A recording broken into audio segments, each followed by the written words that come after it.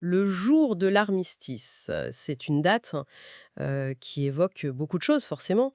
Le silence après le fracas, la fin des combats, le souvenir aussi, c'est un moment très solennel bien sûr, mais peut-être aussi une occasion de réfléchir un peu plus loin que la simple fin des hostilités. La paix, au fond, c'est quoi? Comment ça se construit?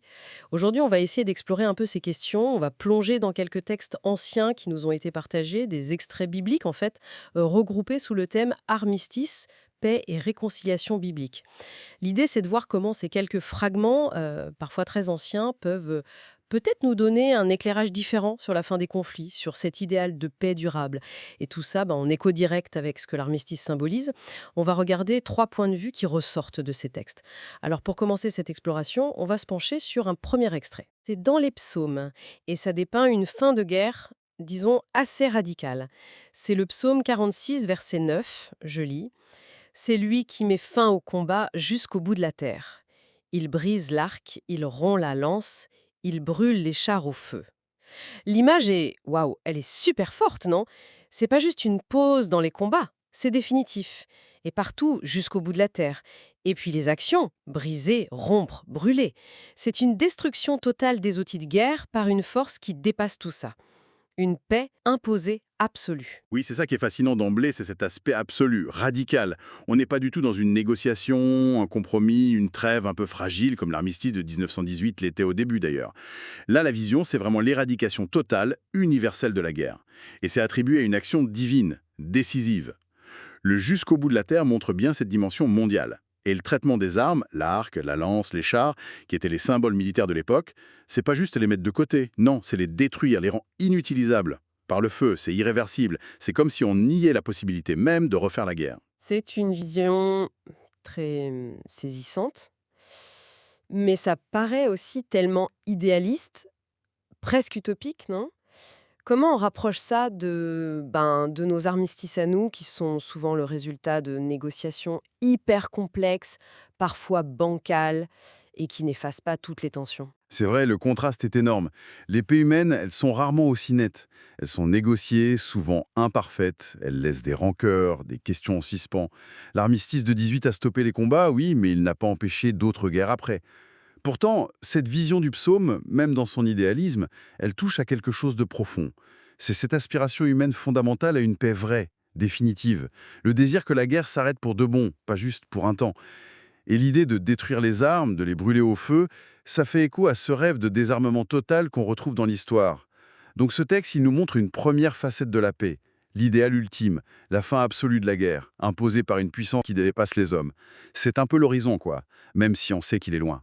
D'accord. Donc, première dimension, la paix comme un idéal absolu, une fin totale, divine, de la guerre et de ses moyens. Intéressant. Mais alors, le texte suivant, tiré de l'évangile de Matthieu, il nous emmène ailleurs, on dirait. Plus sur le terrain humain, non? Oui, tout à fait. C'est Matthieu 5, verset 9. Heureux ceux qui procurent la paix, car ils seront appelés fils de Dieu. Là, le ton change, c'est clair. On n'est plus dans la description d'une action divine qui stoppe tout, plutôt dans la mise en valeur d'une action humaine. Et le verbe choisi, procurer, ça suggère vraiment une démarche active, un effort, une construction. C'est pas juste aimer la paix ou la vouloir, c'est la faire exister en quelque sorte. Et la promesse derrière est énorme. Être appelé fils de Dieu, ça donne le poids de la chose. Absolument. Le terme grec qu'on traduit par ceux qui procurent la paix, c'est erenopoio. Littéralement, ce sont les faiseurs de paix, les artisans de paix. Ça met vraiment l'accent sur le travail, l'habileté, l'engagement actif qu'il faut pour établir la paix ou la rétablir. Contrairement au psaume, où la paix vient d'en haut, là, elle semble venir d'en bas. Elle est le fruit des efforts humains. C'est une invitation, en fait, à ne pas rester passif face aux conflits, à s'engager pour les résoudre, pour créer des conditions où on peut vivre ensemble pacifiquement. Ces artisans de paix, ça sonne comme un travail exigeant et peut-être jamais fini. Est-ce que ça veut dire que la paix, finalement, c'est pas un état qu'on atteint une fois pour toutes, mais quelque chose qu'il faut toujours construire, maintenir, contrairement à la paix un peu automatique du psaume? Très bonne question. Oui, je pense que ce texte souligne justement ça. La paix, dans notre réalité humaine, elle demande un effort constant. Elle n'est pas acquise.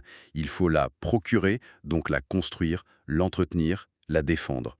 Ça peut vouloir dire plein de choses. Faire de la médiation, encourager le dialogue, lutter contre les injustices qui créent la violence, éduquer à la paix.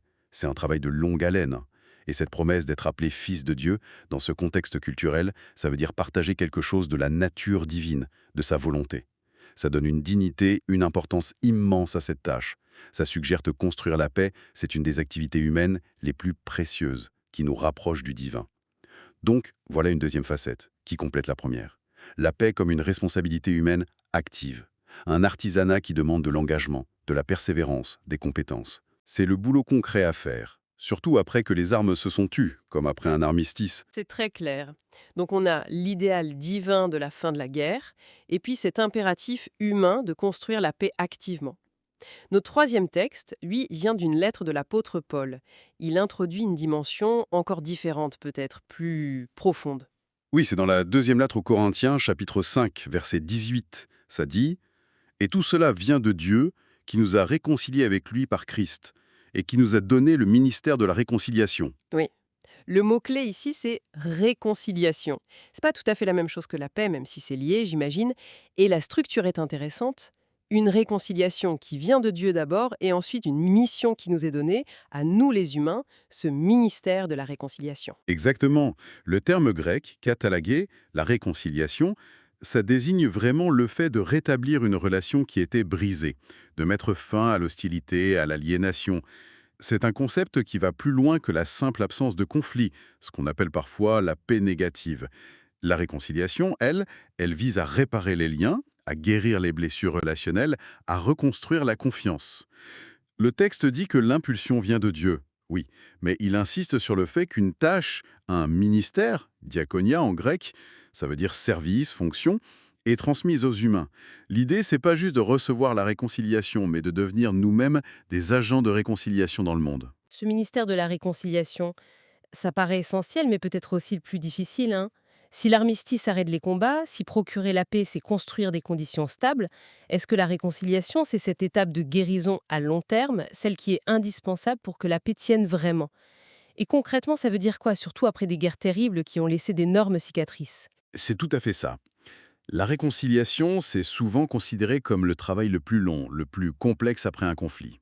Arrêter la violence, c'est une chose, construire des institutions pour la paix, c'en est une autre, mais guérir les cœurs, réparer les relations brisées, c'est encore une autre dimension. Concrètement, ce ministère, ça peut prendre plein de formes, ça dépend des situations. Des processus pour établir la vérité sur ce qui s'est passé, rendre la justice, des démarches de pardon, de repentance au niveau individuel ou collectif, créer des endroits où les anciens ennemis peuvent se parler, travailler sur la mémoire pour essayer de construire un récit commun du passé, même s'il est douloureux, ou encore mettre en place des projets communs pour reconstruire un avenir ensemble. Tout ça, ça vise à transformer l'hostilité en coexistence et même, idéalement, en coopération. Sans cette dimension de réconciliation, la paix risque de rester en surface, juste une absence de guerre ouverte, et elle reste fragile, vulnérable à de nouvelles explosions de violence. Ces textes nous offrent donc une troisième facette indispensable. La paix réelle demande une réparation en profondeur des relations humaines. Une mission de réconciliation pour dépasser les divisions et guérir les blessures.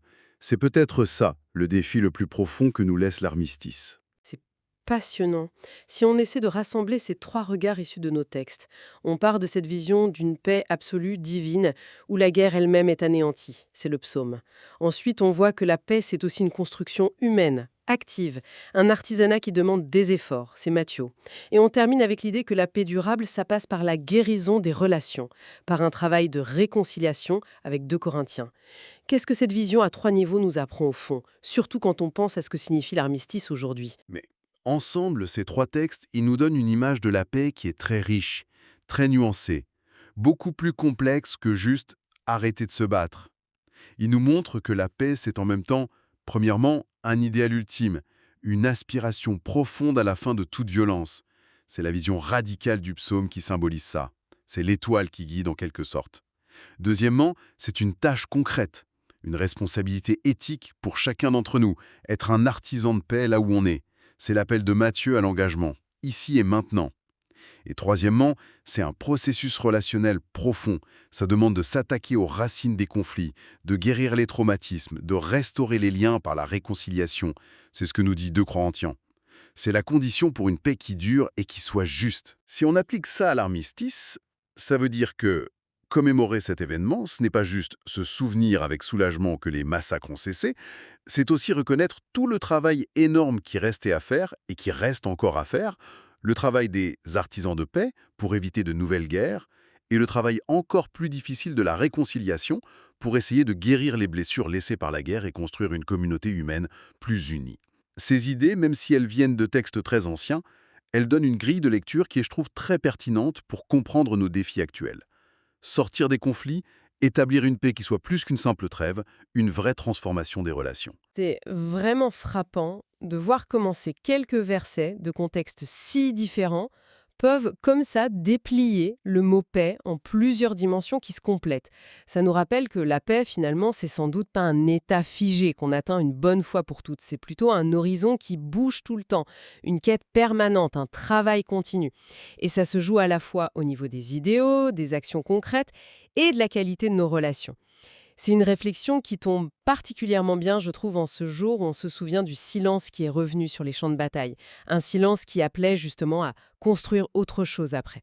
Et ça m'amène à une dernière question, peut-être une piste pour continuer à réfléchir après notre discussion.